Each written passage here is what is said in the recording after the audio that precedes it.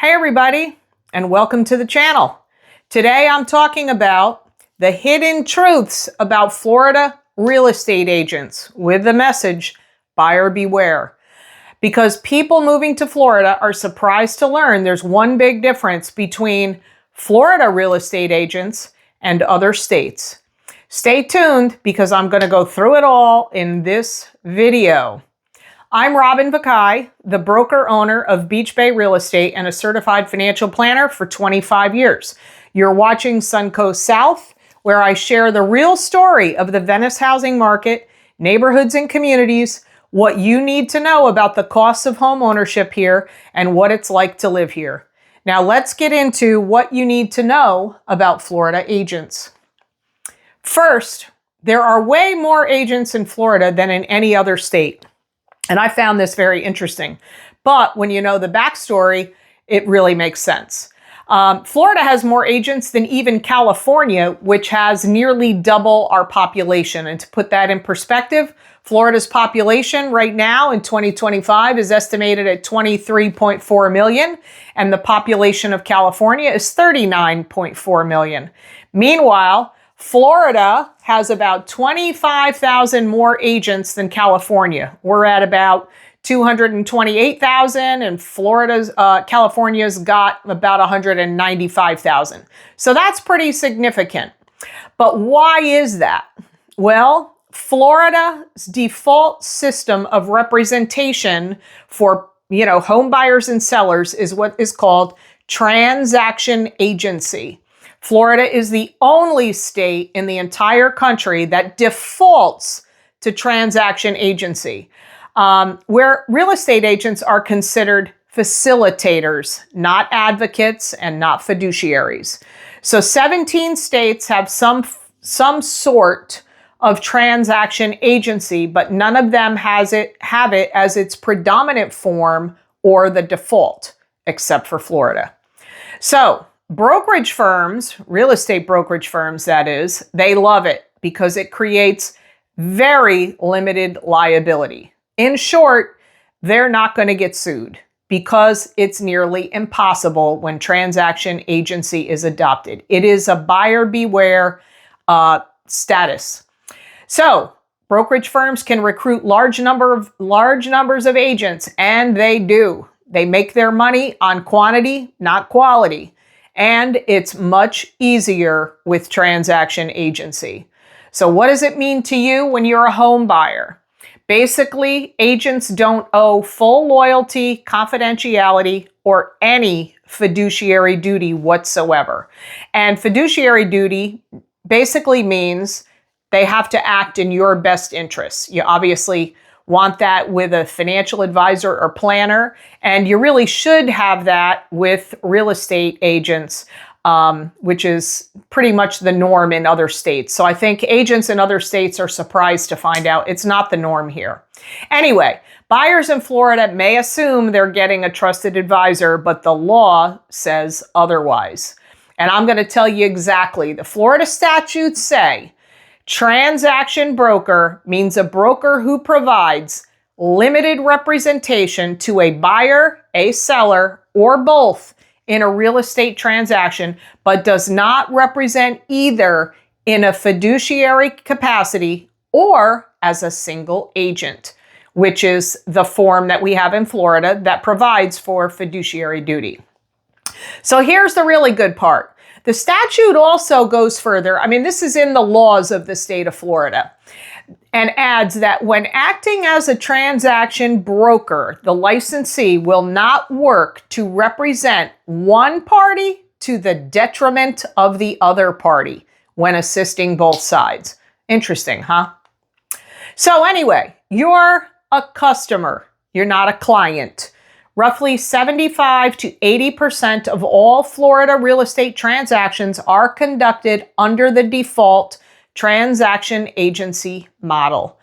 The American Bar Association defines a client as someone owed loyalty and confidentiality.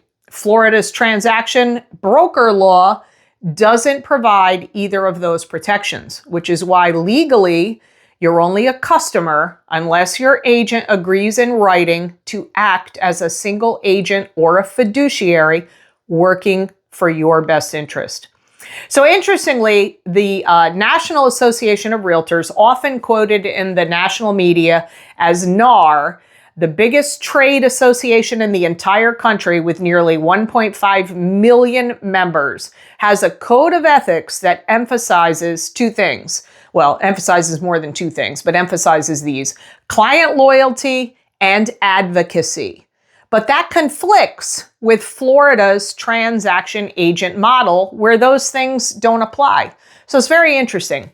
Anyway, in my world, and this comes from my background as a CFP, where there is a code of ethics and you have to work on behalf of your clients, not customers, you can't be an advocate and also work as a transaction agent. That's just the fact. So buyer beware.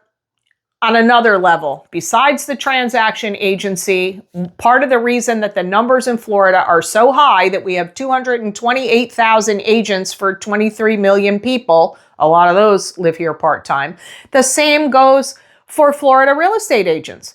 Many of them are part-time and seasonal residents. We attract a lot of part-timers and seasonal residents in our population, and we also have that with licensees. And many of them treat it as a side gig. It's a retirement hobby. It's something to do. Oh, maybe I'll sell a house to my cousin, whatever. So even some of them only live here part-time.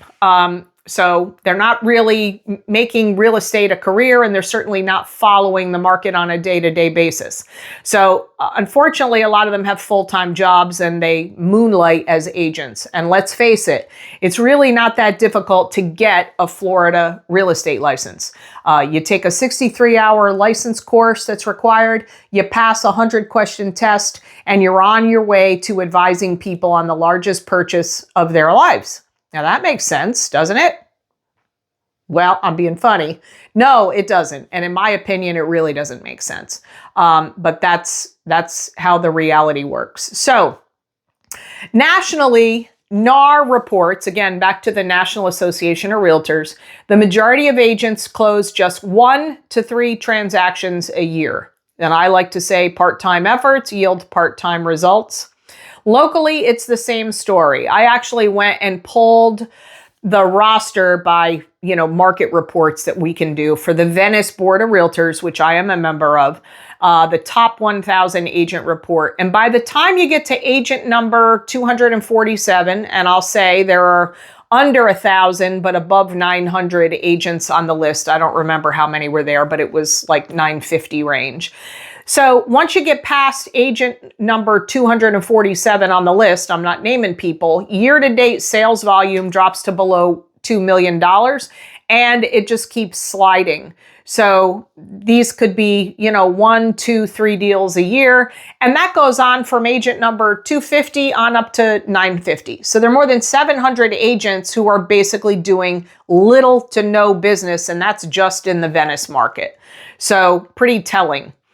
So another thing that buyers have to watch out for, and I said this in a short video that I did, agents push new construction, but they glaze over some of the fees, which are the CDDs and HOA fees. And I talk about that in other videos and will again. But those are the carrying costs that you're going to be responsible for if you buy in a new construction community.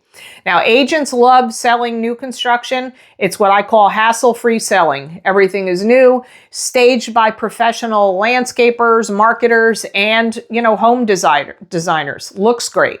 They get paid a 3% commission in most cases, and sometimes even a bonus. Now, they register your name with a community sales office. They show you the amenities, the brand new staged homes, and some of them may not even suggest that you look at resale homes. Maybe you do look at resales, where I think in this market, you're likely to get some good value from people who've been hanging on the market for a while and not getting a lot of traction. Now, I'm not saying new construction is bad, but home buyers benefit when you know all of your options. And you need to keep in mind that the builder's sales staff works for the builder. They don't work for you. Their job is to be on site and to sell homes. So now I've covered a lot of info, and it's important for you to know, who does this system of transaction agency benefit? Well, in my world, it benefits two parties. Real estate brokerage firms that adopt the default model, which is the majority of firms, and real estate agents. It doesn't necessarily benefit the home buyer, who really is in need of an advocate, a fiduciary, and somebody who is looking out for their best interests. So why single agency matters so much more for buyers? If you're a buyer, especially if you're from another state and you may be buying or looking at your first property in Florida, you need someone who is looking out for you. I mean, that just makes sense. Not just someone who's trying to facilitate a transaction and move on to the next deal. So if you're planning to buy a home in Florida, protect yourself by taking these few steps before you hire an agent. So the first thing is, work with a single agent, a fiduciary, not a transaction broker. And you can ask them that when you speak to them.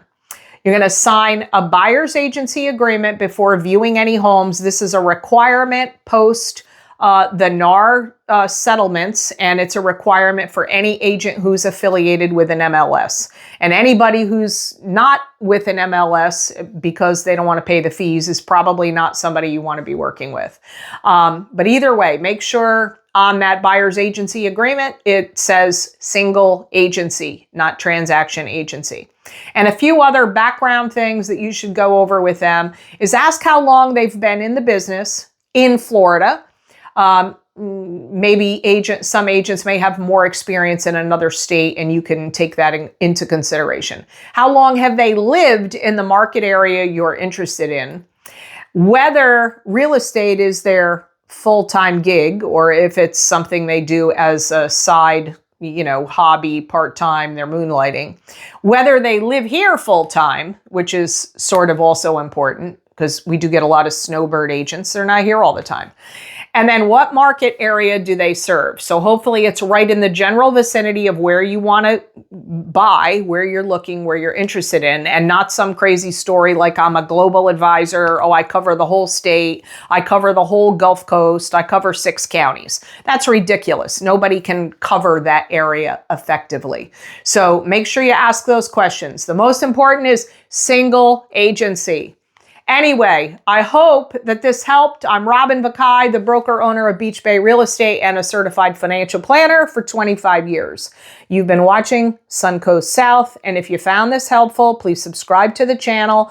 I will be posting a lot more videos under a new series called the Florida Home Buyers Education Series, answering a lot of questions and providing basic but general, unknown to you, information that you need to have if you're going to buy a property here. So anyway, if I can help you, please reach out. I hope this was helpful.